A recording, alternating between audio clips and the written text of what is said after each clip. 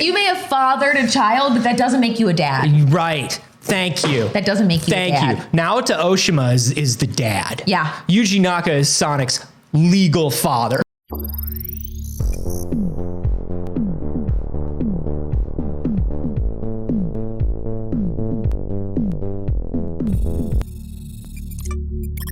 Hello, good morning. Good morning, BBs. It's too early. For the last time. That's right. It's the last morning of the year and ever. And this is the first and only morning show in existence. So after today, it all ends. I'm Anthony Carboni. And I'm Saige Ryan. It's like the Last Supper. It's the last breakfast. Whoa, the last sugar breakfast. The last sugar breakfast. Donuts instead of halos. That'd be pretty good. We should commission someone to draw us the last sugar breakfast. Here, we'll do. Do we look breakfast? Do we look breakfasty? Hello, everyone. For this, the last morning of 2022. Good morning, BBs. There was no water in my building this morning. That's obnoxious. Did you get a warning about it? No, I don't know what's going on. There was just no water in my building, and I just woke up. I want you to know all I did before I got here this morning was I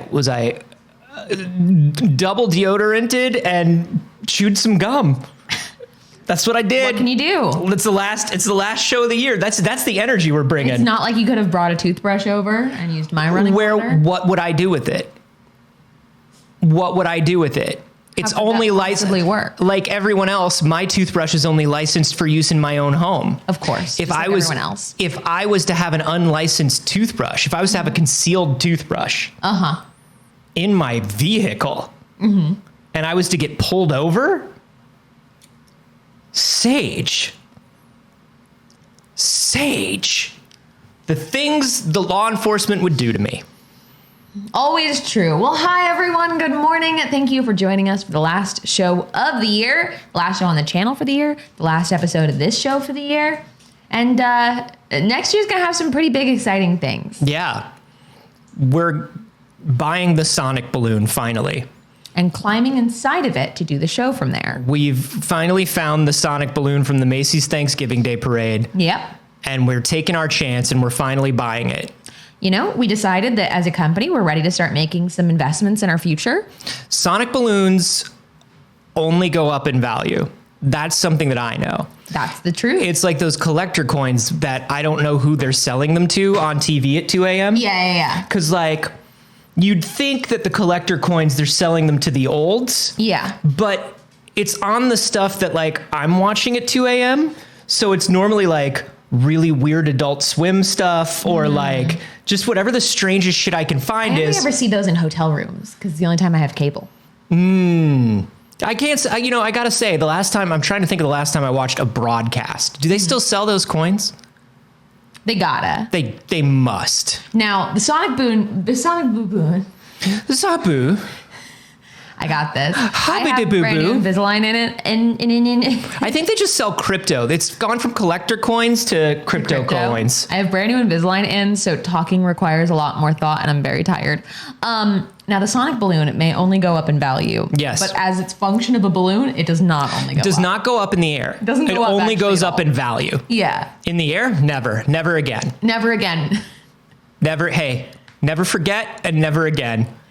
The great Sonic Thanksgiving Day balloon tragedy of 1994. One day, man. One day what? You're going to go to the great Sonic balloon tragedy of 1994? Yeah, I'm like quantum leaping.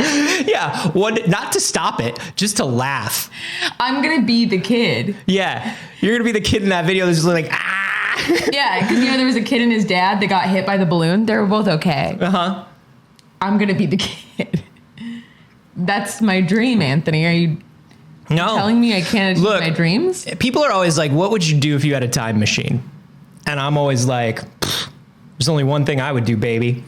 I would watch that Sonic balloon smash that cop in the morning of 1994. It was what? It was 94, you said? I think it was 94, yeah. It's 1 year before I was born. Let me go. Let me at it. Now, in quantum leap rules, you can only leap within your own lifetime. Although I'm not sure if that's how the new Quantum Leap works, because sometimes they have cowboys. Can I tell you something?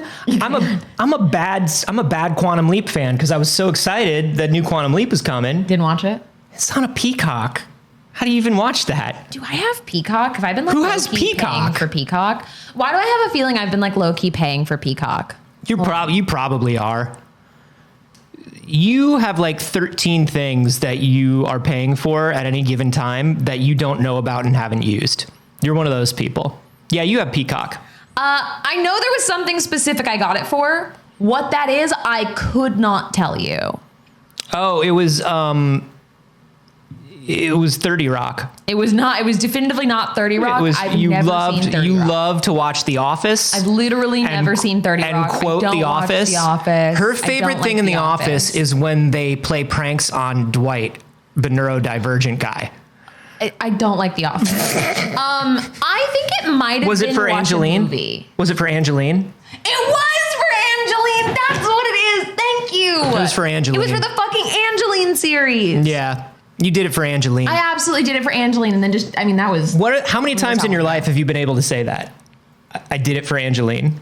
Every day when I get dressed. Angeline, once again, I don't know. Is this just... Do people know who Angeline is? Because I feel like... Let's survey really quickly before we tell them. Because I feel like this is a thing that people from Los Angeles always are like, oh, I'll tell you who Angeline is. Yeah, I think you guys know who Angeline is. But, no, okay. We should add live poll functionality in 2023. I mean, there are, we have that. I know. We should not use them. I know. We should add it in a way where we use it. We're multi-platform, though. I don't care. We got a hero platform, baby. So. That's a little inside baseball. That's a little production lingo. A little production lingo. I don't know if you guys know about production or who Angeline is, but we're from Los Angeles. We're from Los Angeles, and we'll tell you everything about production. Sorry, we got absolutely hammered. We'll tell everybody, I'm gonna be happy. I didn't have any water, so I drank gin. You know, you brushed your teeth with a bottle of Jack. Okay, so... Angeline. Oh, wait, the poll is going. I don't want to tell you yet because the poll is going. But also say no if you didn't know before I told you, obviously. Angeline was a fixture of Los Angeles, but not as active anymore. Mm-hmm. And she is somebody who just at one point decided that she was going to be famous. So no one really fully knows where she got her money, but she spent a ton of money putting up billboards of herself all over Los Angeles in a sexy pose that just said Angeline. I'm going to pull up a picture of Angeline. Yeah. And so she had a kind of Dolly Parton look to her.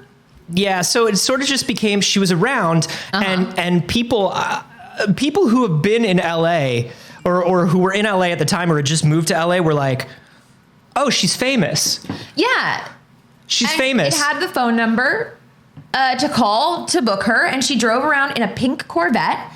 And if you lived in Los Angeles, all the time, if you ever drove through Hollywood, you would see Angeline driving around. In the 80s and 90s, they really started putting her in, people in LA started putting her in movies as herself, as a gag, as a joke. Right. Most famously, there's a musical number in the movie Earth Girls Are Easy, which is based on Angeline. Yeah. She was just a hot girl that was I should be famous. And they were like, for what? And she was like, something. And the whole deal is nobody understood that you could just buy billboards. Yeah. And nobody really knew how billboards got there. Yeah. So it was just kind of she just started buying herself billboards. And now people in LA do it all the time. Now you see now you'll see some dude who's doing an open mic at the fucking Sizzler and he's got a billboard. Now you'll see a Twitch channel do it. Now you see it. Oh God. Okay.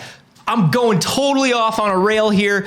I'm going off the rails onto another rail. It's it's the Mario Kart Minecraft. It's the Mario Kart Minecraft track. Of course. That they are releasing in the next deal. I'm tired. Yeah, we're both very tired. Where was I going? Holy shit. It's gone. Oh no! Can you believe that? Billboards. Taking out Twitch. billboards. Yes, thank you. Okay. There was, when we were at Comic-Con, do you remember there was a woman who had billboard trucks driving around Comic-Con? Yeah, advertising her OnlyFans. Innovative. It was so innovative. She popped up on my TikTok. She was doing an interview with somebody about how much money she makes every month. Hell yeah.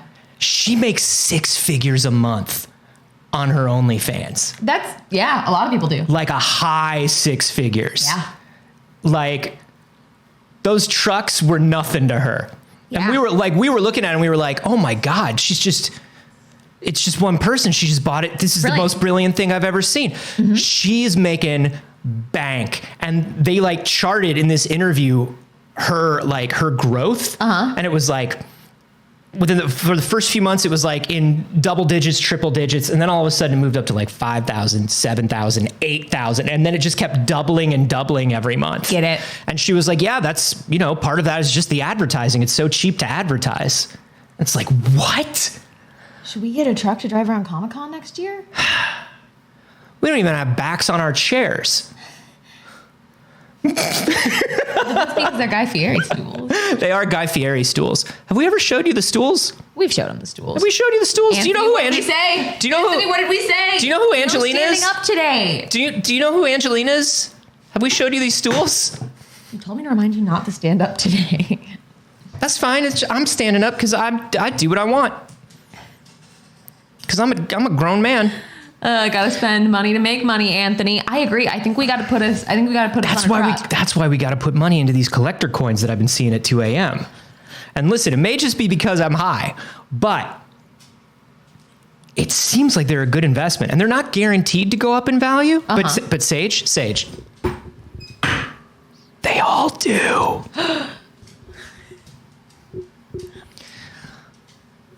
There's news today. No, there's not. No, there's not. But there's like some, but there's not, but there is, but there's not. Do we have to talk about the news? The thing is, there's a lot of bad news, but here's the way I'm going to frame this, Saige. 2022 is going down, and it's taking a lot of shitty people with it. Okay. It's taking a lot of shitty people with it. Okay, we'll hit that really quick, and then I actually have something for you, Anthony. Okay, so here's the thing. The funnest of the fun news is Andrew Tate. This guy who is a human trafficker, but in the sort of manosphere of the internet is known as an influencer and one of those guys who's going to tell you how to get laid, right? He used to be an MMA fighter and now he runs a webcam slavery ring, literally out of Romania. And has also been known for saying horrific things that we should go back to stoning women when they I'm sorry. I thought that was implied when I said manosphere, but you're right. Like we should go into how bad it actually is. Like, I mean, because obviously this is not an escalation from the fact that he's a human trafficker. No. But from the things that he's been saying online, because like, here's the thing. There's the thing that people didn't know or didn't believe he was doing. And then there's the thing that they are responding to so they know he's doing. So like the dudes who follow him, right? Mm-hmm. Okay, maybe you didn't know he's a human trafficker. You did know because you liked the tweet when he said we should go back to stoning women to death when they act out of line. So it's stuff like that that's absolutely fucking horrifying, and I hope the man burns in the most rotting of hells. Yeah. But he's well on his way because. So here's the thing. He tweeted at Greta Thunberg. Mm-hmm. And he was like, hello, Greta Thunberg. I have 33 cars. My Bugatti has whatever, man. But 2 Ferraris. This is just the start. Please provide your email address so I can send a complete list of my car collection and their respective enormous emissions. Now, Greta responds, yes, please do enlighten me. Email me at smalldickenergy@getalife.com. Now, this is a 19-year-old girl. A literal teen. A literal teenager. Let's all remember that when people started picking fights with Greta Thunberg, she was like 13 years old. So like, bold of you to try. Like literally, it's all of the worst men in the world cannot handle the fact that this teenage girl doesn't give a fuck about them. Yeah, and wants to topple and wants to just look at them and say, what you're doing is stupid and dangerous and horrible. And we all know it. And it's like, they can't help but pick a fight with her. And do you remember the president of the United States was picking fights with a teenage girl. Do Yeah, you remember who was this like shit? 14 at the time. She was 14. So And also, all she's out there doing is like, hey, we should probably pay attention to the planet because it's bad. Yeah. Here's how. She was a kid that read a letter at a podium. Yeah. And just the military oil fucking financial industrial complex couldn't help but go after The her. fragility of man simply couldn't handle it. So he responded again. because he can't help himself And because it's so funny. I would like to do a dramatic reading of this response. Thank you for confirming via your email address that you have a small penis at Greta Thunberg. The world was curious, and I do agree. You should get a life. he literally, I know you are, but what am I? He literally, I That's do, but what am I? that's the best he could do. Worded so funny. Thank you for confirming via your email address that you have a small penis. The best thing about a joke is when you over explain it and it's bad. So he did a video, and is basically his video is him with a giant cigar in a robe. This is the shit that he does, and he's just like, every other line of this video was basically, I'm not mad. Right. Like, I'm not mad. Why would I be mad? Like, he's not literally saying it, but that's every other line of this video. He was trying to do it in a way, for some reason, sitting in front of a box of pizza. He was trying to do it in a way that he does everything, which is flaunting an exorbitant level of wealth that he never explains how he's acquired. Right. He's always telling people how they're going to get rich fast, as if he got it from MMA and hustle, when really he got it from human trafficking. Yeah. If you want to watch my favorite video on Andrew Tate, it was done by Munecat, who I absolutely love. Munecat. She does amazing like takedown videos of things like this. And she did like an hour on Andrew Tate, and it was amazing. But from there, the greatest thing that could have happened from this thread of tweets happened. Now, the Romanian government has been kind of after Andrew Tate for a while because he said in multiple interviews that he moved to Romania because the police don't give a shit. The government doesn't care what he's doing, and he can get away with whatever he wants. He's said it in interviews over and over and over again. And like, look, I don't know anything about Romania. It may be the most corrupt police force and government in the world, but here's the thing. They fucking got him. You don't say that. You don't say that out loud, because that's when the government comes after you. They had been actively pursuing him, but they weren't sure he was still in the country. Right. They were under the impression that he might have left. He was trying to make it seem like he did. But one crucial thing was, this is a local pizza place. Old Jerry's. Where he was and prove that he was in the country. Old Jerry's Pizza. Now, from what I understand, because I asked this question, I was like, it can't have been the pizza box. That's ridiculous. Like, how did they not know? So they apparently had a warrant out on him for a week beforehand.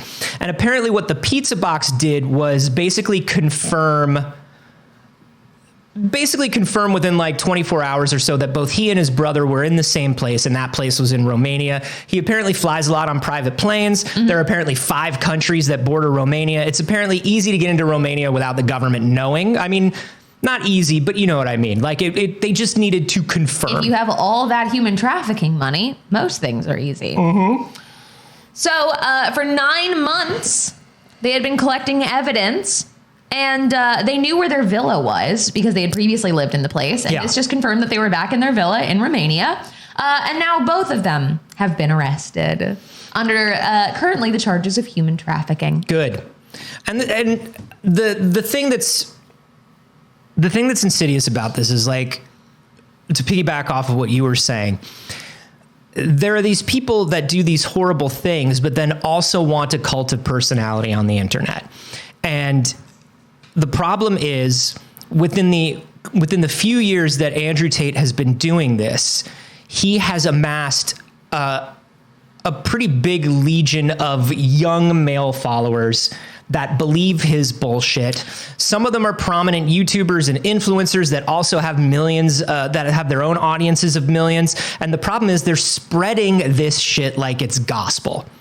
And the whole time going, well, you're preaching, he's preaching, treating people like shit, but he's just goofing. And we know where the line is.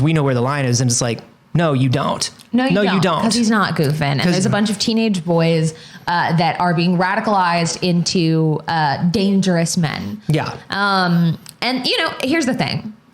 This doesn't fix that. There's a lot of work now to fix that, because you look at the articles about him being arrested, again, with the most heinous of crimes, and them being either he didn't do it, I don't believe this, or he's still a top G is the thing that a lot of his fans say. Yeah, going out like a top G. It's just so fucking ridiculous. Or, he's innocent. He's been set up. I've seen a lot of pardon the Tate brothers from young dudes on the internet. And it's just what's it going to take? What's it going to take before we stop platforming shit like this? Because here's the thing.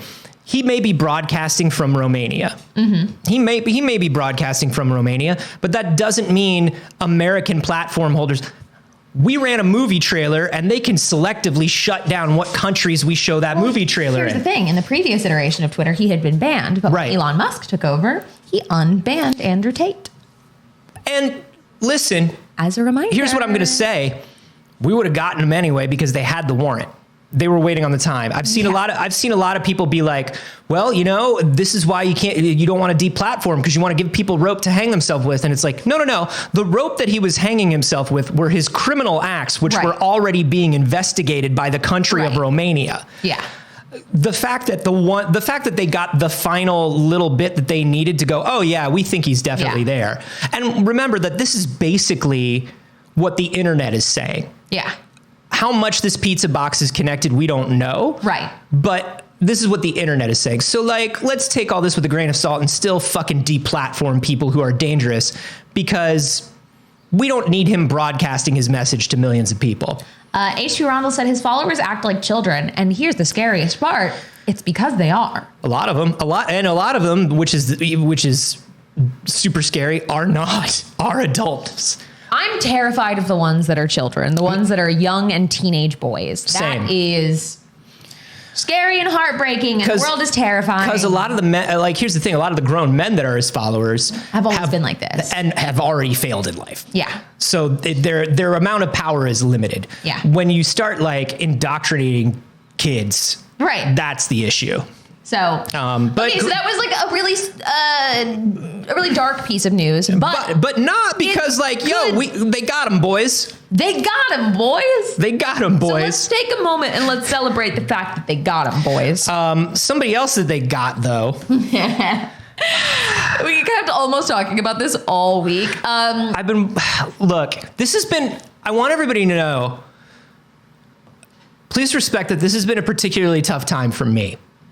This has been, for me personally, this has been real rough. Yeah. The last year following along with this man's story has been real heartbreaking for me personally. It's Yuji Naka. It's Sonic's dad. And which, honestly, it's now to Oshima as Sonic's dad. It's Sonic's. You may have fathered a child, but that doesn't make you a dad. Right. Thank you. That doesn't make you a dad. Thank you. Now to Oshima is the dad. Yeah. Yuji Naka is Sonic's legal father. Right. Now, the dad is the person who showed up and didn't insider trade $900,000 worth of stock. Now to Oshima proudly shows up to every function with a shirt that says Hedgehog Dad. Yeah. Think about it. But Yuji Naka, we previously reported, got for something like $20,000 worth of insider trading, which is very, very serious in Japan. They take financial crimes, especially financial crimes against the government, very, very seriously there in Japan. And everybody was like, oh no, $20,000, it was easy to explain it to me as somebody who didn't want this to be true. Yeah. It was easy for me to go, he was at this place he didn't want to be, steal from corporations, they ruined his game, blah, blah, blah. He got hit again.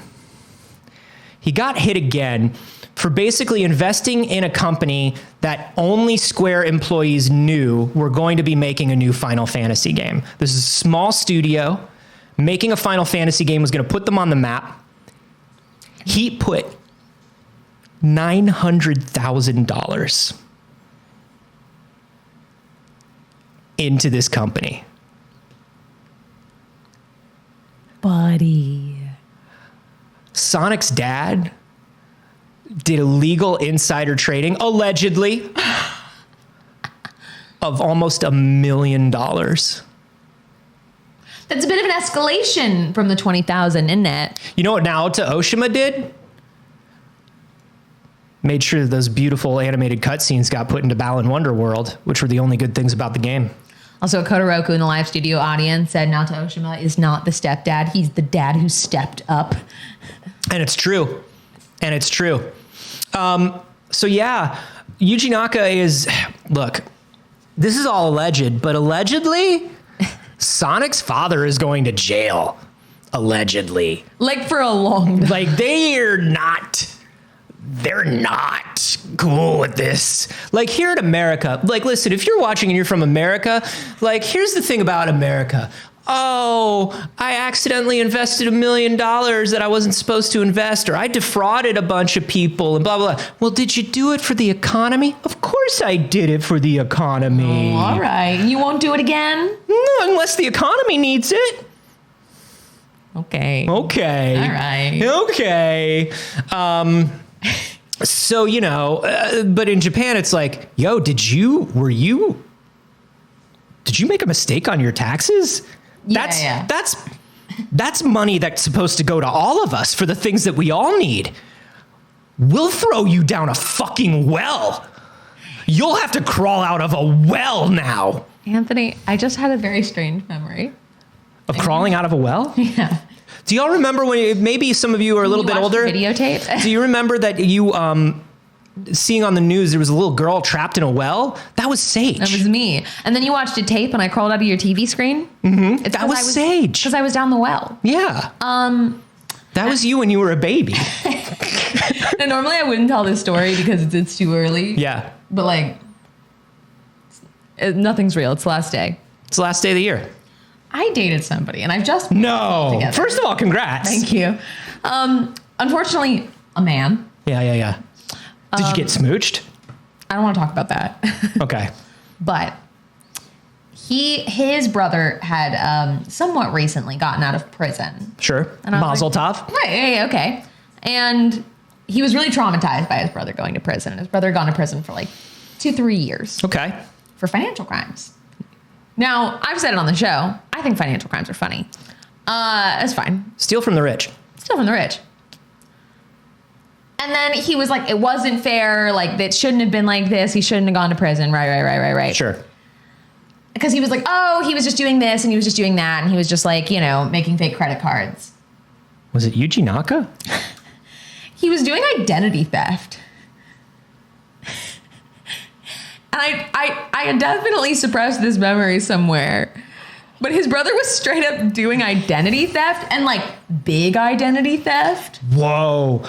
And he was like, it's not fair what they did to him. It wasn't his fault. So, okay, I had a buddy really early days of the internet who was one of those people who like immediately started doing things like trading big lists of credit card numbers or buying them, and you didn't know which ones were going to work or not. And like every once in a while you found one that worked. And this was back in the day when they weren't as good about checking like CVV numbers and stuff like that. Like when you bought something online back in the day, it was like you filled out a form on GeoCities that went straight to somebody's email that had all of your private information in it, basically. Yeah. And he was like, yeah, I got a couple working numbers and I bought some stuff. And I was just like, dude, you can't do that. You gotta stop. And he's like, no, I know it's illegal, but like, it's just from the credit card companies. I'm like, no, it's not. No, it's not. I was like, you don't understand. Credit cards numbers aren't theoretical. They're only activated and they only work if they're connected to somebody. And he was like, what? And I was like, yeah, man, you just fucked up somebody's like year. Yeah. Because now they have to prove it. And he's like, oh, shit. He's like, I thought if you found out what the algorithm was, you could just guess what the numbers were. Oh my God. And I was like, no, you fucking dummy. And this was when the internet was like, I mean, it's still too easy for dummies to do dumb shit, but like, man, a little bit of like broadband went a long way in those days. You could do a lot with a little bit of broadband. Yeah, man, and this wasn't even that long ago. No. Like when he was doing identity theft, it was probably like 2014, man.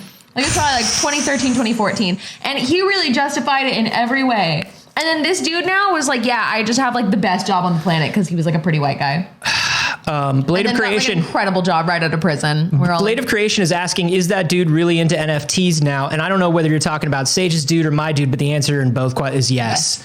Although actually mine is now he grows weed in Michigan. He has like a whole grow house. Yeah, that sounds right. He provides medicine. Natural progression. That sounds correct. Mm-hmm. You go one of the two ways, really. Yeah. If you're the kind of kid who's like downloading the Anarchist Cookbook and trying fake credit card numbers, you go one of two ways. 3 ways, actually. You either become a crypto finance bro, you become somebody who grows weed, or you become a morning show host. Anyway. In some more taking down the worst of the people, another Activision Blizzard studio is unionizing. You may have heard about this.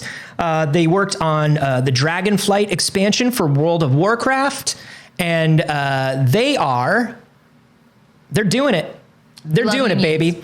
We love to see these studios within Activision Blizzard unionizing. Now that one has set a precedent, it becomes so much easier for the rest to do so as well, which is exciting. This is a little bit different. You know, last time we were talking about Raven, which is mostly a QA, which was mostly QA. These people at this studio actually make the Dragonflight expansion. Or were 60 of the people who worked on it. So they probably do have a QA team, but they're a full studio.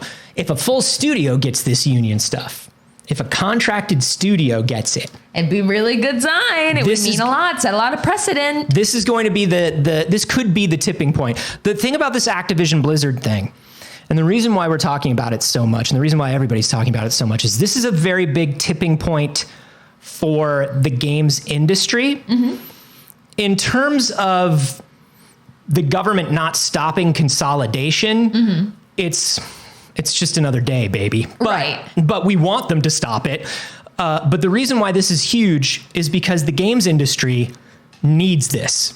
The games industry needs unions. They are some of the most overworked, overcrunched, like unhealthy people because of it. And they need better treatment. And so if this goes down, it is going to start a domino effect throughout the rest of the industry. And that's a huge, huge deal.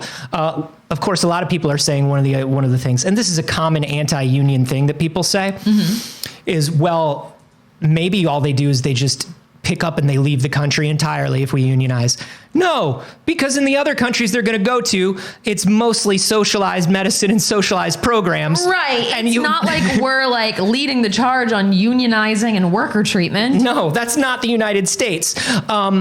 So no, people aren't going to leave. The other thing is, like, if you want to hire people with the skill set and the cultural, you know, like, if you want to hire Americans, you got to stay in America. And a lot of these companies do want to hire Americans, or you know, or they're set up in America. So it's like moving would be like crazy expensive. Anybody who tells you that a company is going to leave or go under because of unionizing is lying to you. And here's the other thing. These companies aren't actually like boosting our economy. So like for us as everyday people, like you as an employee, I understand why that would be terrifying if you're like, oh God, the company might leave. And we're telling you they won't. But in addition to that, then go. It's getting... Then go. Then leave. People who are worried about these large companies leaving are the same people who want their city to have the Olympics. Yeah. It's been proven historically over and over and over again that these huge companies and having the Olympics will destroy your city. Not good. It's not good. Having the Olympics will destroy your city. Hey, coming to LA soon. Can't wait. I've been waiting for us to just finally turn into a fucking Demolition Man, and it looks like it may happen. Fingers crossed. But the idea that these large companies boost local economies is ridiculous. Seattle will tell you that Seattle's problems are only exacerbated by Amazon being there because they get huge tax breaks. That's the reason they didn't, San Francisco will tell you. I lived in San Francisco for 4 years. San Francisco will tell you bending over backwards for companies like Twitter is destroying San Francisco. It's the reason, so many people came out against AOC when she was like, don't you fucking bring Amazon here. Mm-hmm. Don't you bring Amazon to my constituents? And everybody, the right attacked her. And then, they showed the numbers and it was like, no, this will ruin us. Yeah. You can't do this. So, it's good that everybody is unionizing, and don't you worry about your favorite companies or your favorite video games. Oh, by the way. It seems like all of this, everybody banging the drum about Activision Blizzard, has been doing a lot of good, actually. I've seen this story covered. I gotta say, in the beginning, we were very mad at people for not jumping on board and covering this story. Mm-hmm. Only a few big outlets were really covering it. Yeah. Your outlets that are more like fun video games. Mm-hmm. Didn't want to say anything about it. No, of course not. Not to name any names. No, not to name any names, but IGN and the Video Game Awards and most people. Back in the day, we would have said Kotaku, but I'll tell you what, Kotaku under Patricia Hernandez is a very different place. Fucking owns now. Kotaku slaps. Pat's doing it. And, Kotaku's fucking doing it. But so here's the thing. Everybody's been talking about it. Right. It's the most important thing in the world. And because of it,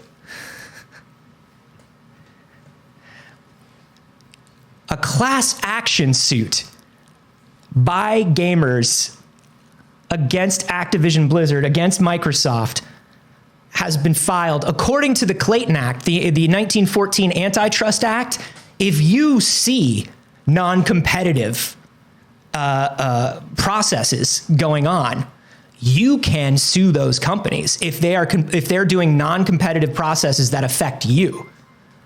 I love this. No. I love this. I love this. And I love that it's 69 billion. 69 billion. Nice. But, the reason why this doesn't happen most of the time is if you're one person or a small group of people. Sure. And you're like, hey, these two giant multinational corporations are doing something that's going to hurt me. Uh-huh. Okay, Oliver Twist. Yeah. Yeah. Good work, little boy. Go home. That's what we call collective bargaining. That's right. And just like unionizing, this federal antitrust lawsuit is collective bargaining by the people. The new suit names Microsoft, but not Activision, as a defendant. Microsoft is, of course, the one buying the other company. Mm-hmm. Activision Blizzard has enough lawsuits of their own right now. Yeah. I wouldn't mind adding one more to that, but going after Microsoft on this one makes sense since they are the inciting agent of this. So basically, the complaint says the deal will expand. Basically, the complaint says the planned merger would give Microsoft outsized power in the industry's overlapping product markets, such as console, PC, cloud-based, and mobile gaming. They will also gain an edge in markets covering top-tier AAA games, subscription services, and consoles themselves. Of course, everybody from Activision Blizzard and Microsoft is putting out just like, oh, this deal will expand competition and create more opportunities for gamers and game developers as we seek to bring more games to more people. Okay. We just want to put a telephone in every house. That's all. That's all. That's all. We are just one company that wants to have every telephone in every house. That's all. That's it. So get fucked. Get fucked. Lesson here is get fucked. Yeah. There was one other legal thing. Yes. This is a big one. This is a big one. And it's also big because of the response, which is very interesting because the initial comment started out rather small. Pokemon, one of the biggest streamers on Twitch. I thought we were going in another direction. No, that one's very good. Pokemon, one of the biggest streamers on Twitch, was talking on stream, like a streamer do, and was talking about how she would like to, in some capacity, get involved in legislation to protect women on the internet and protect people on the internet, and help with some kind of legislation that's more effective towards revenge porn. This is a huge thing. And deep fake porn. She was talking about how female streamers, if you are a woman on the internet, the likelihood that you have a subreddit that somewhere has a bunch of deep faked nudes of you is incredibly high. It exists of like every female streamer. And it's horrifying, and there isn't really a course of action that we have to do about it.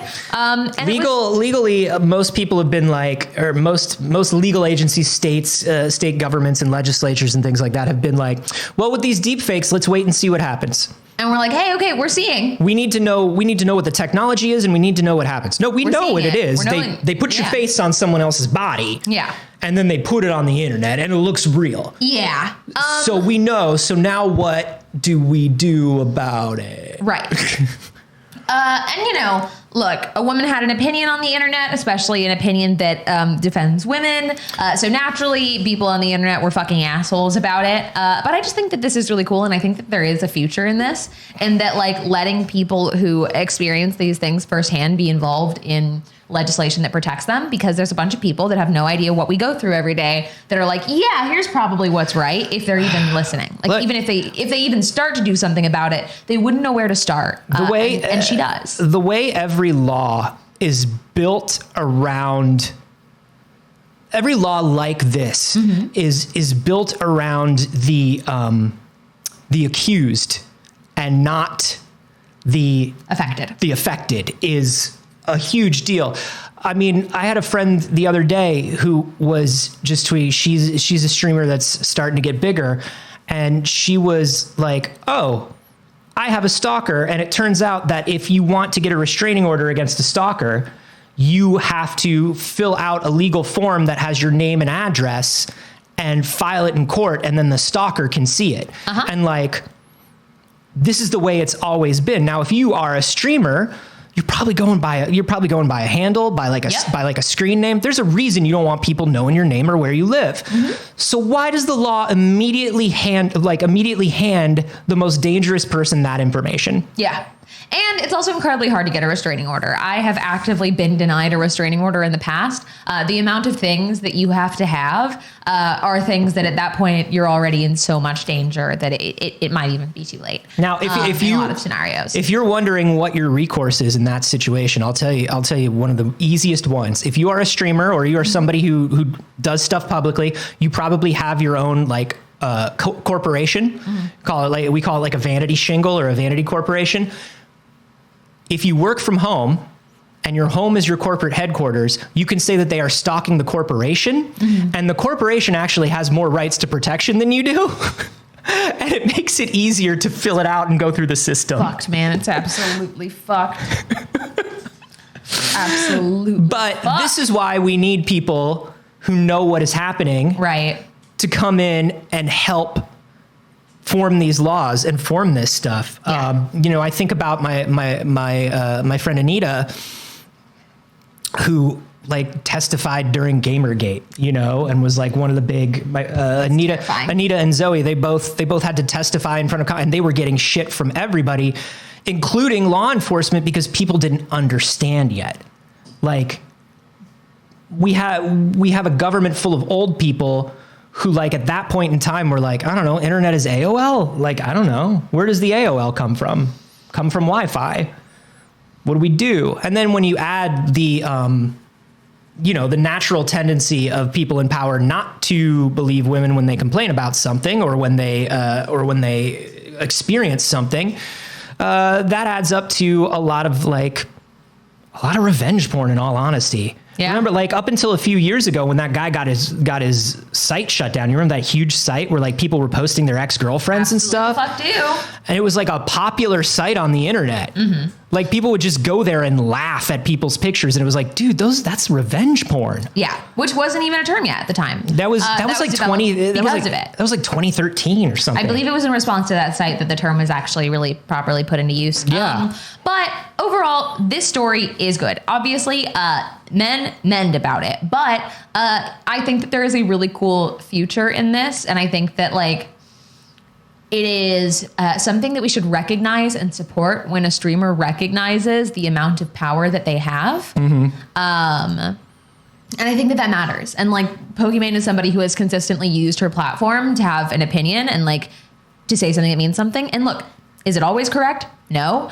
Is it always about, does she stand up for every cause? Absolutely not. There's been criticism of that in the past, but we should acknowledge that there is a responsibility with platform and there is a responsibility with audience, and there's something that can be done by these people. And to immediately write off somebody because she plays video games for a living, right? As if she isn't one of the most informed people on this topic because she's living it. It's honestly like saying you can't report that you've been mugged because of what you do for a living. Yeah. You know what I mean? Like they stole my wallet. Like it doesn't matter what I did for a living.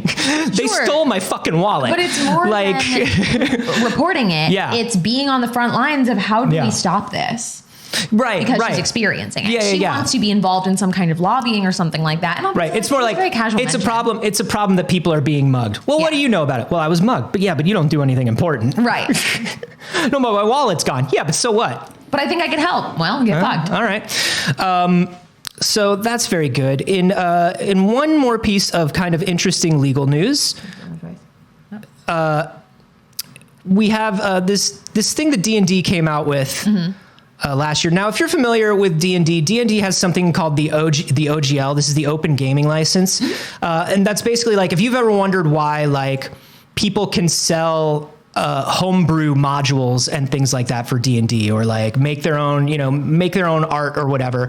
It's because D&D has this thing called the Open Gaming License. And what it basically is it's a version of the D&D rule set and content, like a stripped down version down to the basics. And they put it out and they make it available for people to have as a free, like kind of open source license. It's not exactly open source, but you know what I'm saying? It's like, hey, we're giving you just enough rights to D&D to where you can make your own D&D stuff because we want the community to thrive.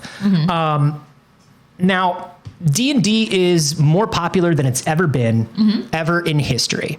And with that growth has come a lot of different things. And so one of the things that D&D is saying they want to do is they want to revamp and recodify the OGL. They want to put some more details into these rules or into the OGL and figure out exactly what people can and can't do.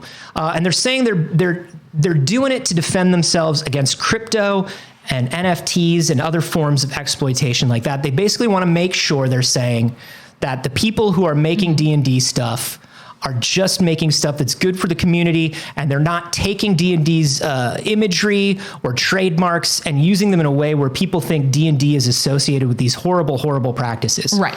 Now, flip side.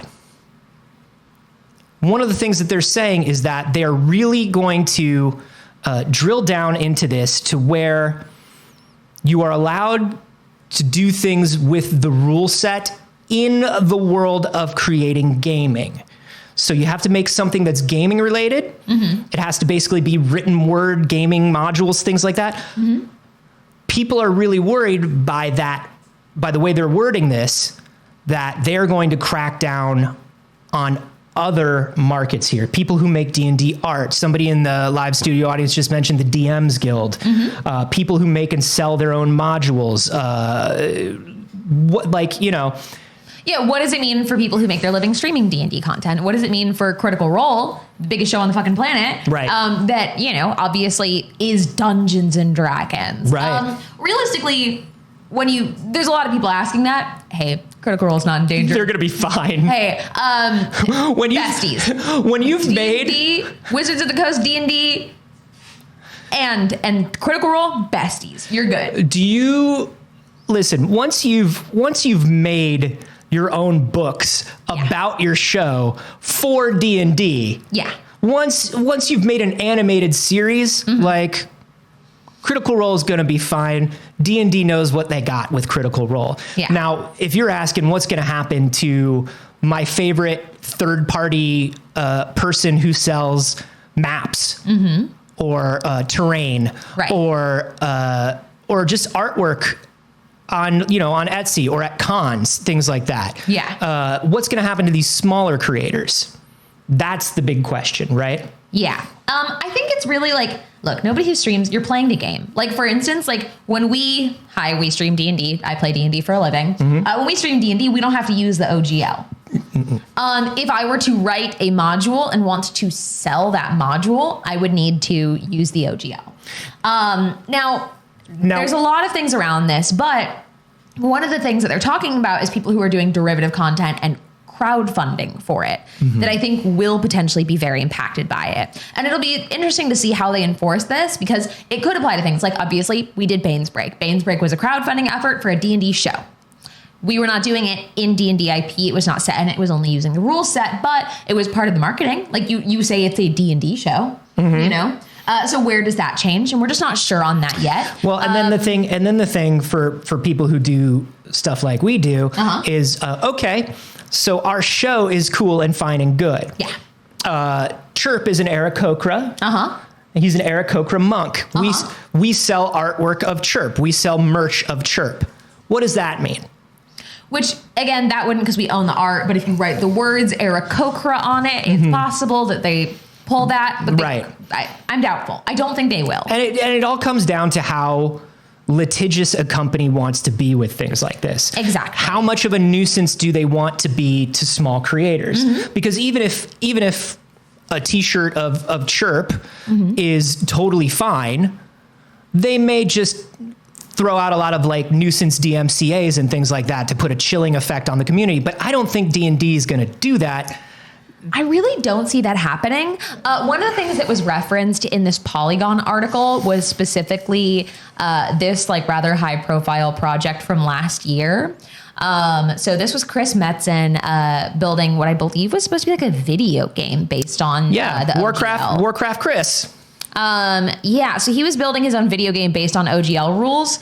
So something like that, they're like, hey, I actually don't think we're going to allow you to just make a Dungeons and Dragons and say it's a Dungeons and Dragons video game anymore. Yeah. I mean, one of the things that they were bummed about was World of Warcraft, which of course Chris also worked on, was heavily based on D&D rules. And D&D factions. And they never got any of that. Yeah. And what you've got now is you've got Hasbro at the top of this thing, who's saying, listen, we want to foster a community. Absolutely. Yeah. We understand that this is a tabletop game. It's a community thing.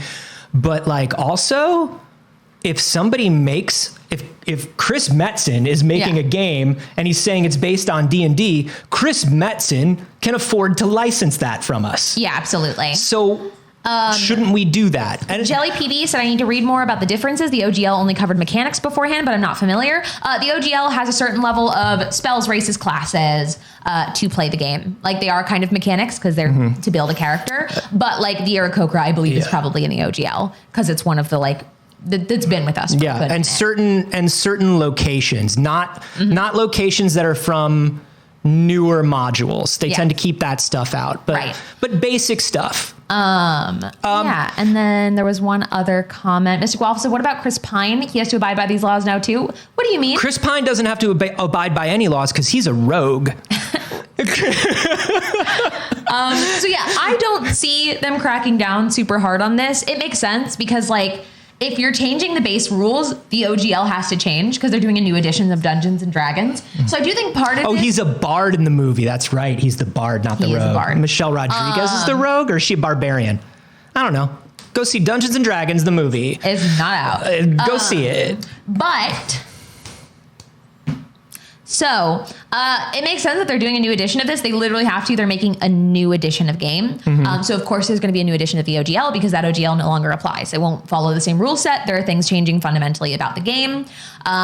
So that's fine. And I think that part of this is probably people latching on to a No News Week and being like, oh, what's going to happen? But I don't think for the most part anything's going to happen. I think a new edition of the OGL will be released. Some things will be different about it. They're reworking the agreement. We do know that Wizards of the Coast has been like, hey, I think D&D could be making more money. We've had a few stories that circled around that exact topic. So I think that there are going to be a few spots where D&D is going to make a little more money off of it when high profile people make significant money off of Dungeons and Dragons content. But I do, it is good that we're having these conversations and giving feedback as these things change. It's always good to be in conversation with the people who make the things that you love, because you know that there are people on the inside who love D&D who are asking all the same questions, and you want to, and I'm sure they want to make sure that this OGL is the best it can be for all parties. Ms. Reapers asked, have they changed the new race name yet? No, they haven't. It is currently still species for D&D, for 1D&D, but it's not even like official yet. They were just like, we're going to do it. What is this going to do? What is this going to do to D&D 1, our favorite version of 1D&D? From Failed Save. That's fine. We own D&D 1. Yeah, I copyrighted it. Yeah. It's spelled DEE ANNDEE. Yeah. D&D 1. And it's ours. So there you go. While we're talking about people being all in uproars over imaginary wizards, let's talk about these imaginary wizards. Hate to talk about the imaginary wizards. We do, but I feel like we have to, because here's the thing. I noticed that on Steam and on some other places, one of the most pre-ordered games, if not the number one pre-ordered game in the world, is Hogwarts Legacy. Why? What are we doing, everybody? Now, one of the main plot points is slavery. Now, and quelling a slave uprising. Let's put a pin in that one, and we'll come back to it. But basically, you're a magic cop. So basically, the subreddit r/gaming circle jerk, one of the larger sort of cooler, edgier places to discuss video games. One of the mods came on and posted a message and said, "Hey, just so you know, if you support this game, you are a transphobe." Can I add something to that? Racist and anti-Semitic? Yeah, so that's the problem, is I'm like, actually, I really think it is a problem that we are only focusing on the fact that it's transphobia. We have to focus on the fact that it's transphobia, but hey, we also have to acknowledge the fucking racism. And to it can't be, because the community is stronger together, it can't be just a trans issue, because we're also ignoring decades of horrific racism. Well, we're ignoring Kingsley Shacklebolt. Right. You know what I mean? Like, we're ignoring Cho Chan. We're ignoring the bank goblins. And this has to be a broader conversation. And I think it's a combination of uneducation and just parroting what other people are saying. And it's just about the TERFs. It's just about the TERFs. It's just about the TERFs. And I'm like, hey, it actually goes... it actually expands. There's actually a lot more to it, and the plot point of the game is not transphobia. Yeah, and the hat said I was a Ravenclaw, and I am not a Ravenclaw. I'm finishing a serious point, if you would let me. The plot point of the game is racist.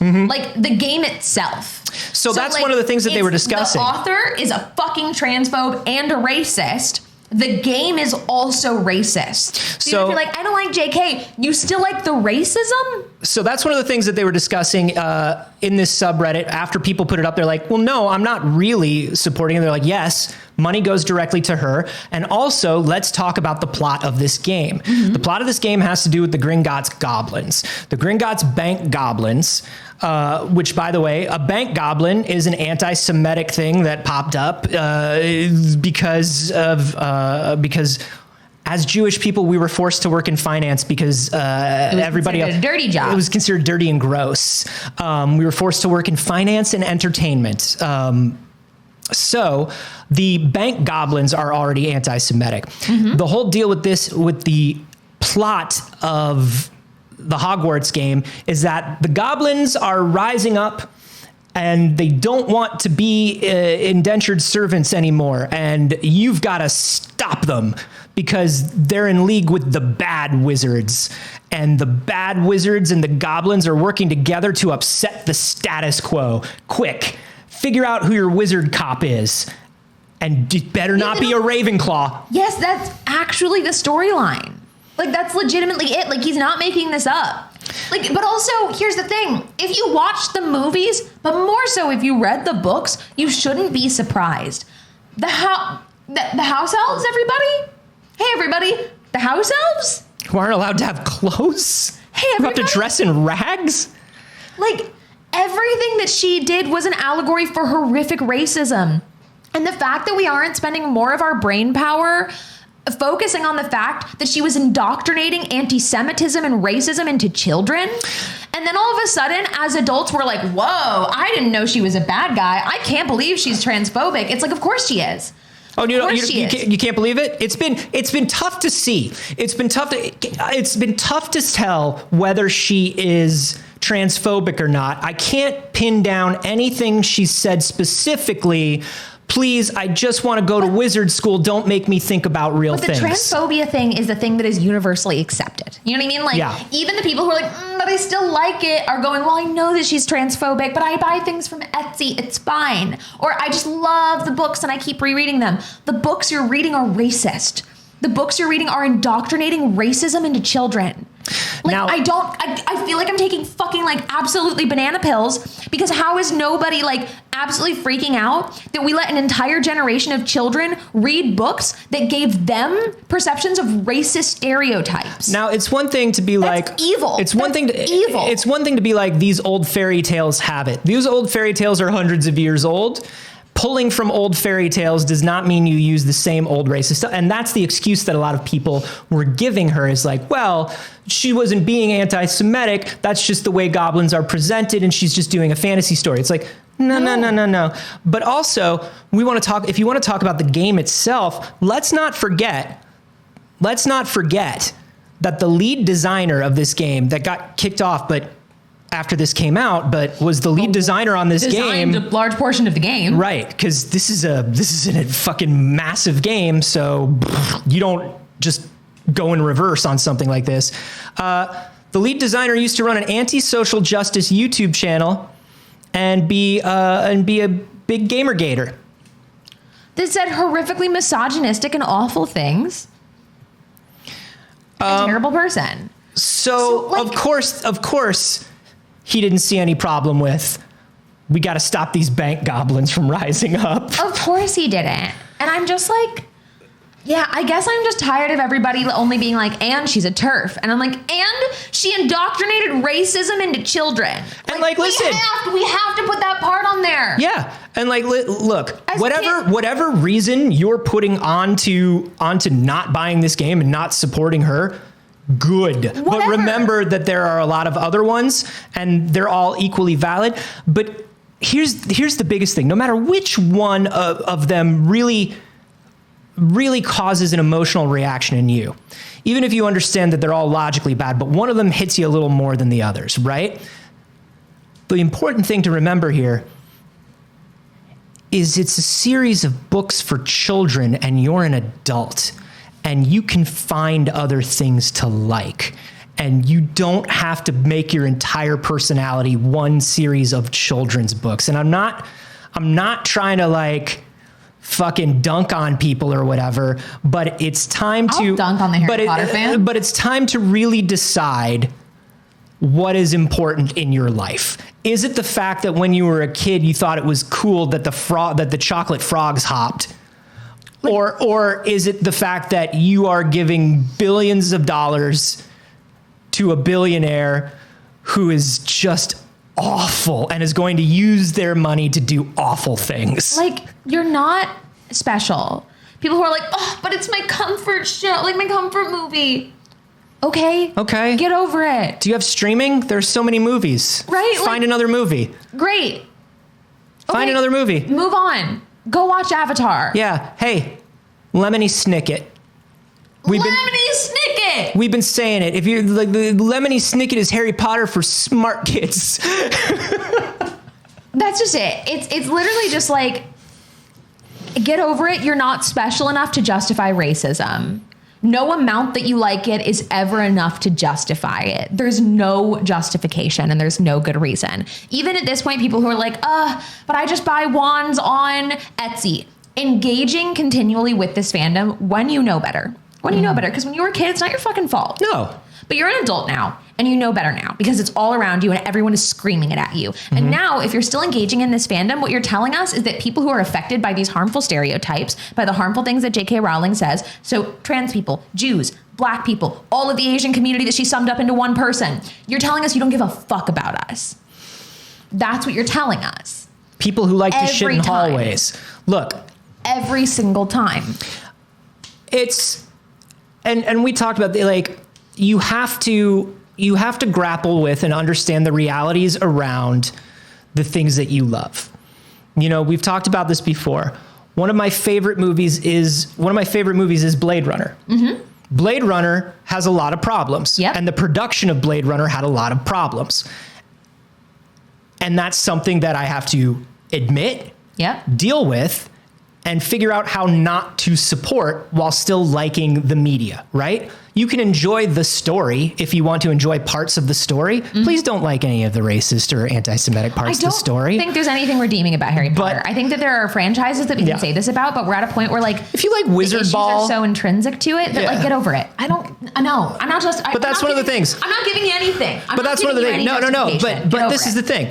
So Blade of Creation is like one of my favorite books is Ender's Game, but fuck Orson Scott Card. That's right. Fuck Orson Scott Card. I loved Ender's Game. One of my favorite books. It's still a story that meant a lot to me and taught me a lot of things. I'm never buying another copy of Ender's Game. I will never buy another copy of Ender's Game. And if a kid asks me for a recommendation of what books to read, I'm not going to recommend Ender's Game. Right. There's so much other sci-fi out there. Here's my Ender's Game house. Let me put it in my fucking Twitter bio. Yeah, no, this is, so it's okay to say like, listen, as a Jewish person of a certain age, I grew up loving Annie Hall. Annie Hall is problematic. Woody Allen is terrible. You don't have to surgically remove the good things that you got in your life. Let it go. Out of that, but you don't have to love Annie Hall anymore. You know? Move on. Yeah. Let it go, move on. So you know, please don't buy the Wizard Game, and don't let any of your friends buy the Wizard Game. Daniel Radcliffe has spoken out against it. Daniel Radcliffe seems like a pretty good dude.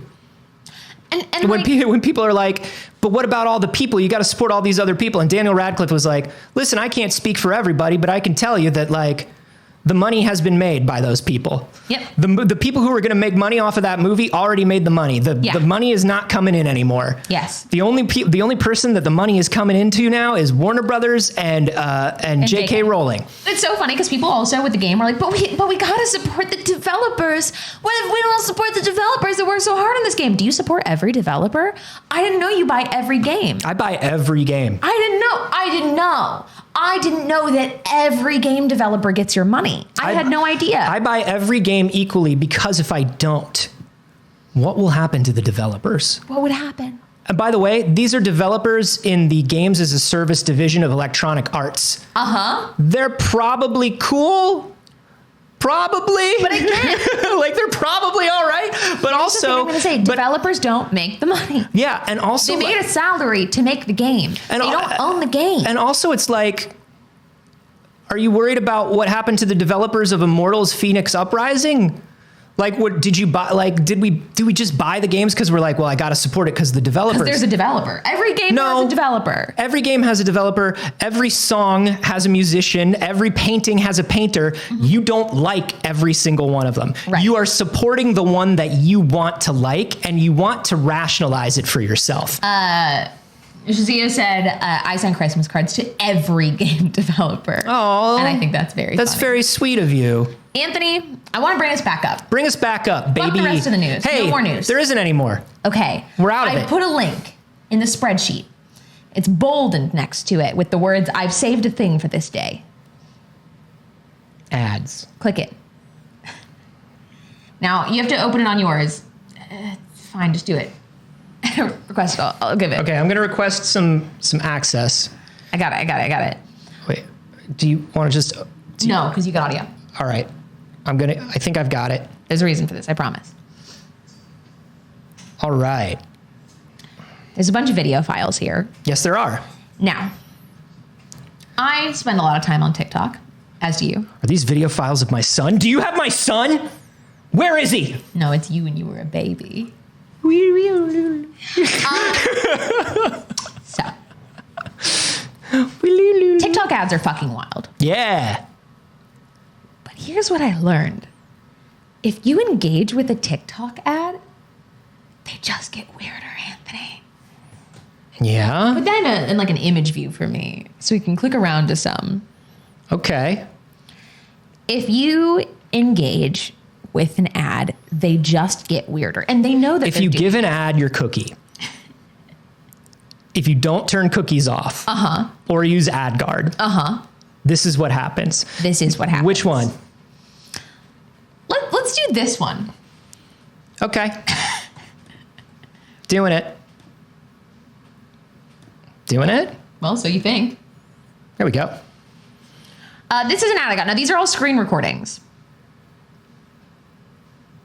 I love this game. Let's see if I could draw something to save the little doge. That didn't work. Okay, let's try again. Let's see if I get this one. Yeah? I get this one sometimes. What do you notice there? That's a dog inside of a dick. That's a dog inside a dick and balls, and it's trying to solve the puzzle of the penis. It's called Stevie Sheba and the Puzzle of the Penis. Yeah. And it's free to play on iOS. Yeah. Okay. I think you get it with Apple Arcade. Sure. Okay. Click honestly any one of these. Yeah. Any one of them. You got a fave? Nah, pick one. Pick one? Yeah, pick one. It's got to be this one. I got to know what's happening in this one. Even in video games, I have to take them. Oh, thank God. Oh, can't go. That's somebody complaining about having to take COVID tests. That's definitively not in the game. Definitely need a bed, a way to cook food, and the old John. All right, let's see what's over here. Ooh, water. We can use it to grow crops. What? He starts out and he goes, ugh, one of those tests. Even in video games, I have to do these. Oh my God. Wait, yeah, go back. And that's them doing a COVID test at the beginning of it? Oh my God. It won't. This player does not want to do anything for you. No. Playing things from Google Drive is dope. I want to see that one. You want to see that one? I want to see that one. Okay, I'd love to show you this I one. want you to see that one. Is this me when I was a baby? Dare you to seduce your super stepbrother? What? That's crazy. Ew.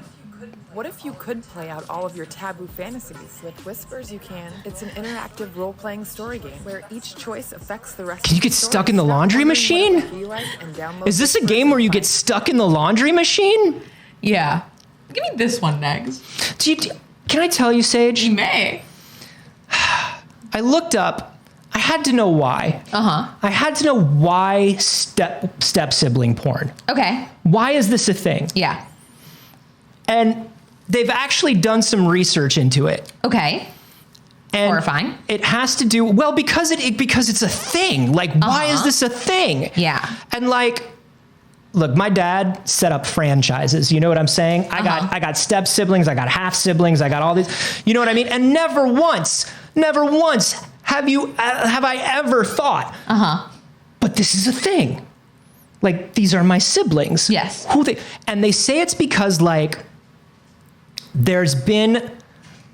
because over the last 20, 30 years, there has been like a higher and higher rate of divorce and remarriage. And it's becoming more and more accepted. And people are now getting more and more like new siblings when they're teenagers and they're figuring out their boundaries. And so that has translated into, as adults, even if they're not into it, they look at it. And it's weird. I hate it. I also hate it. I was like, it has to just be they're skirting some sort of law or doing something. And it's just like, no, there's deep psychological reasons in society that we are not dealing with. Thanks, I hate it. Thanks, I hate it. Skywalker saying, oh no, it's Clueless. Okay, this one looks like Kate Berlant.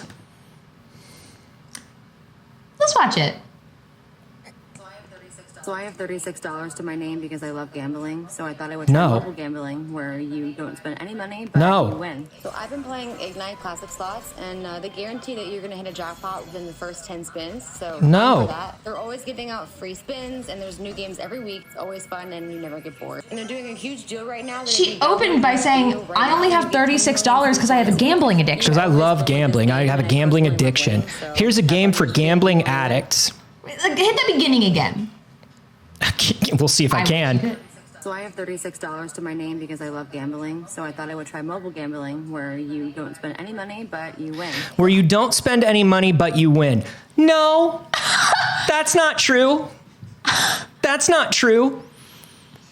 Okay. There's a lot of them in here, Anthony. That's wild. And they're all very good. How many more do you want to watch? So I want I want some weird stuff. Give me a weird stuff. You want the worst one? Yeah, give me the worst one. It's that one.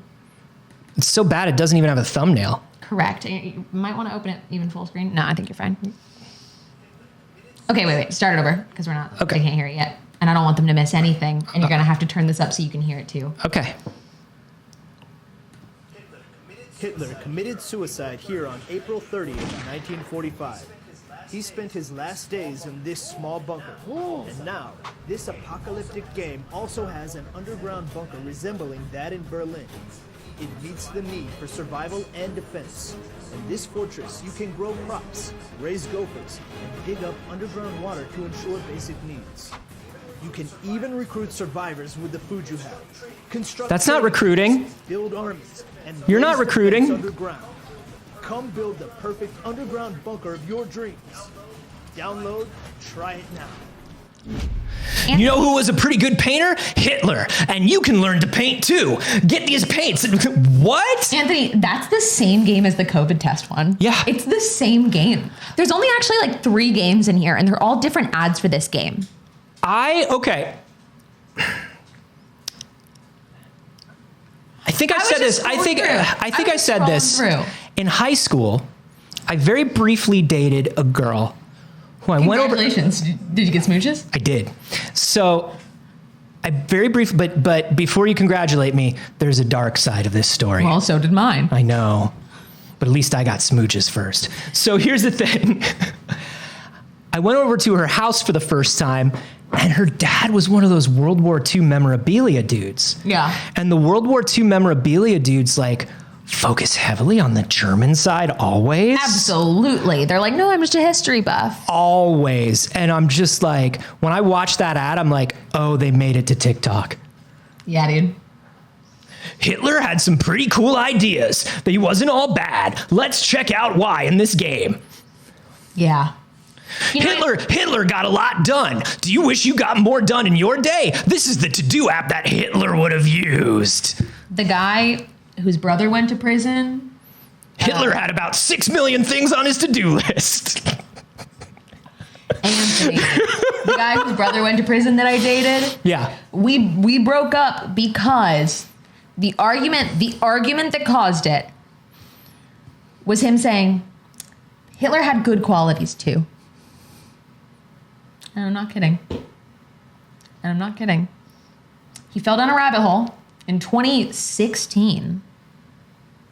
Spicy times, everybody. Spicy times. Spicy times. And was like, well, there are things we could learn from Hitler. And the justification of people reading Mein Kampf. Whoo! By the way, everybody calm down. My family, we're Holocaust survivors. This is the kind of joke that we make to deal with our trauma. Look, this room, 3 Jews. 3 Jews. Me, Anthony, Dagger. Now, technically, Dagger's birth mother was Dancing Lisa, and we don't know what her faith was. Uh-huh. But you know what I mean? I think... But she's mishpucha. You know what I mean? Exactly. She's part of the family. Nobody can tell me that my boy isn't a Jew. Absolutely not. We would never take that from you. I had a boyfriend's father when he met me. What about the cats? Time. Cats are atheists. Look, it's on their mother's side. They have no choice. I met a boyfriend's parents for the first time. I got ambushed. I wasn't preparing to meet them. Mm-hmm. And the man walked up to me and he said, thank God you're hot. I thought my son was an F slur. Well, now your son's single. And then all night, while I was there helping chaperone his little sister's birthday, just kept staring at me. Ugh. Yeah. Yeah. Woof. That's like, man, here I was. It really blew my mind when I found out as a child how many different ways adults could be creeps. Yeah. You're like, well, kids are mean, and kids can sometimes, but adults know everything. And then you start meeting adults, and you're like, oh no. My mom had like a very serious discussion with me. I remember I was like 5 or 6, and she was like, hey, listen, because I was going over to a friend's house, and I didn't know why she was having this discussion with me. Looking back, I understand. This person's parents were fucking weird. And she was like, hey, not every adult is a good person. She's like, just so you know, not every adult is a good person. You don't have to listen to everything every adult says. Like, That's nice. Yeah, she's like, if it seems weird to you, if they're telling you to do things or asking you to do things and they seem weird or they're treating people in a way that you don't like, you just come home. Just come home and tell me. Just say, I'd like to go home now. That's good. Yeah. That's good. Yeah. My mom's solution was to not let me go to anyone's house. Sure. Just didn't go. Sure. We call that the Rapunzel technique, and it works. I'm doing well. It works. Personally, I'm doing well. Personally, we're all doing so well. And it's the end of the year, BBs. Listen, burn it down. Here's what I'm going to say about 2022. Yeah. A lot of good things. Yeah. Had a lot of good things happen this year. Did a lot of good things this year. Had a lot of fun on this show with you this year. You know? A lot of great things happened. A lot of not so great things happened. But you know, not in this room. Aww. Not in this room, BBs. Not in this room, BBs. I think we've kept it pretty cool. I think we've kept it pretty cool. I think we've been pretty chill and posy. Yeah. I think we've been vibing as much as we can. I agree. It's been a good year of vibing, I'll tell you that. I'll tell you what, as The far as the vibes? vibes in this radius, good vibes. We figured out how light bulbs work. Yeah. We got out of the shed. The camera doesn't shake as much. The camera doesn't shake nearly as much. It's pretty good. And I'm very grateful. And things are always changing and getting better. And I'm looking forward to the next year very much. But this year was a huge year for us. And everything changed behind the scenes, and everything changed in general for the channel. And it's a very different place than it was a year ago, and I'm very grateful for that. Like, we're still here, we're still doing the same things, the shows are still here. Yeah. But we learned a lot about what we want, about who we want to be. I'm a Frankenstein now. Yeah. And that's pretty cool. Right. I learned that I can be a Frankenstein. And I don't mind it. And we have been here for 2.5 years now. We're at about the half year mark of 2.5. It's 15 years for Dagger. It's the longest job he's ever had. Right. And I'm very grateful that y'all have stuck with us for another year. Thank you. We do a lot of this show, so thank you for showing up. There are people that are here with us 3 days a week, and that's more time than I spend with most of the people that know me in real life. Yeah. And I'm glad I get to spend it with you all. They won't. And Most of the people that know me. Yeah. They're like, no, thank you. But hey, I'll spend it with you. Hey, thanks. I'll spend it with you as well. So we appreciate you. You've done wonderful things. Like we always say, I know it's like a spiel that we do every week, and so maybe we all kind of hear it as white noise now. But honestly, all we wanted to do is do a show that people will come and watch and like. That was the goal. And if you're coming and you're watching and you're liking the show, we are happier than we could have ever been. Yeah. Genuinely. Yeah, we did it. But also thank you for that $10. Like, I'm not gonna lie. We are going to go through course. Thank everybody that supported us during the show. There's a bunch of ways that you can do that now and starting in the new year. For instance, in 2 days, our Patreon is going to have a big old changeover. Some of the things that you know and love will stick around, like your bonus clips from It's Too Early every week. You'll keep getting those. You'll get one today, in fact. But there will be a bunch of new things that we get to offer. We are moving into a bunch of big and new steps. As you know, in 2023, our goal is to be in a new studio space and all of these things. So We can only do that because you guys choose to support us, so thank you. And we want to offer more ways to give back to you for supporting us. All of those are listed on the Patreon. You can check them out right now. We put previews of every single tier and what you're going to get for it, so you can keep an eye out for what you'd like. My goal for 2023 Yes, Anthony? is to do donuts in a Home Depot parking lot in a golf cart.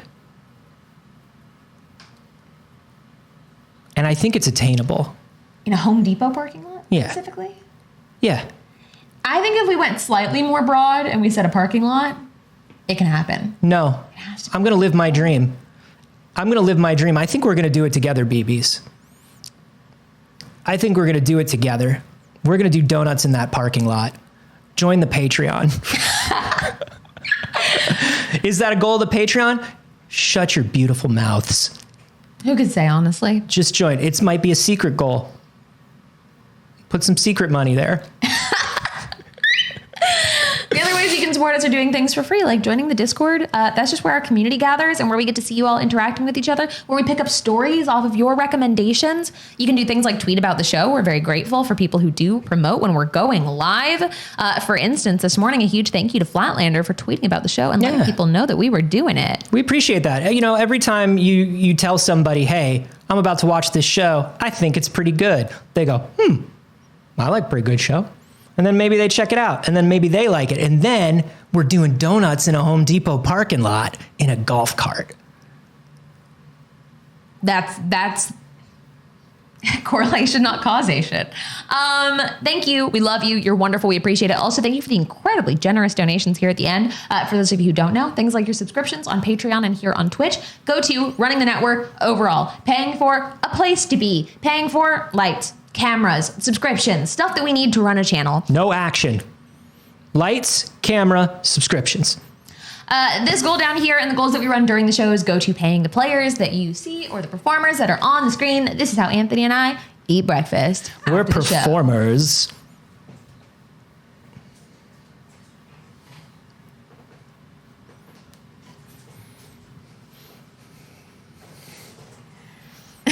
GIF it. Be cute.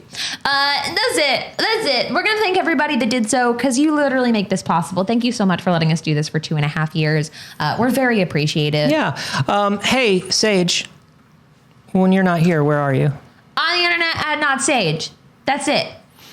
This doesn't need to be that long of an outro. I do everything at Carboni except on Twitch. I'm at Anthony Carboni. It's a whole thing. Yeah. That's enough. You get it. It's been 2.5 years. You get it. You know my handle. I know that you do.